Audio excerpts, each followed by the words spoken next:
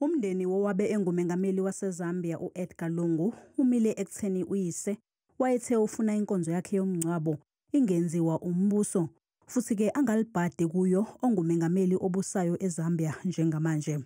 Is he not a former president? He is a former president. So what's the issue? With regards to how he was treated, he wants nothing to do with the current president. And that is completely understandable taking the context of this matter.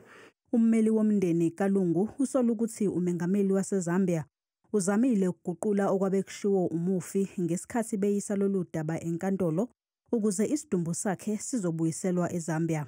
Kube neziphakamiso zokuthi uhulumeni waseZambia abe yingxenye yomngcwabo kodwa ke engenzi lutho. Abameli bomndeni abahambisani nalokhu. It's clear that the Archbishop will preside. When the body arrives, the President will be there, he's head of state, he's the head of the military. He will clearly be in a position there to represent the state of Zambia, the Republic. And if you call that preside, then yes, he will preside. What we say is there will be military honors. Isinqumo sigodliwe.